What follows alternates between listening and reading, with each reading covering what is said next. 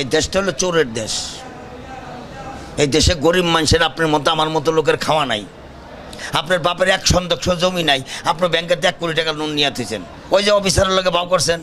আর আমার 3 লাখ টাকা দিবেন, আমি সৌদি জমাটা গরিব মানুষ, টাকা কোষাইছে 2 লাখ, আর 2 লাখ লাগবে। এরপর আরেকটা জিনিস চাই, টাকা নেওয়ার আগে সরকারি ব্যাংকে চাকরি করে এর মধ্যে কর্মকর্তার সিগনেচার লাগবে, ওই কর্মকর্তার 3টা ব্ল্যাঙ্ক চেক লাগবে।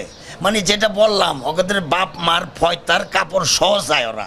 এটা তো দেশের কালচার না ভাই। 3 লাখ টাকা আপনি এত কিছু চাচ্ছেন, অযথা আপনি একজন মিডিয়ার লোক, আপনি হ্যালো লোক আছে, একজনের প্রধানমন্ত্রীর লোক, আপনি চাইলে ভুয়া কাগজ ডাবল করে হাজার হাজার কোটি টাকা নিয়ে যাচ্ছেন। আর আমার 3 লাখ টাকা দিবেন, পৃথিবীর সব কাগজ আপনার দেখাইতে হবে। টাকা নেওয়ার আগে 12,000 নিয়ে যাচ্ছেন। আপনি সরজমিনে যেতে চান, আমার লোকে চলেন, আমি নিয়ে যাই আপনার প্রবাসী কল্যাণ ব্যাংকে। 3 লাখ টাকা আনতে যা চাইবো, আপনি ওখান থেকে নিজের গালে নিজে জুতা দিয়ে বেরিয়ে আসবেন, বলে আর জীবনের টাকার লেগে এখানে আসবো না, ভিক্ষা করবো মানুষের কাছে। এটা সেই বাংলাদেশ। পাই নাই না, শুধু ও যা চাই হইনাই তো আমি স্টক করছি। চাবো কি? চাওয়ার আগেই তো নিয়ে যাচ্ছে 12,000। এই ফরম, ওই ফরম, এই ফরম, ওই ফরম। তারপর ওই যে সরকারি কর্মকর্তা, মনে করেন আমি গরিব মানুষ, আমি কাউন্টারে চাকরি করি, আমি বিদেশ যেমন নিয়ত করছি, আমার 3 লাখ টাকা লাগবো।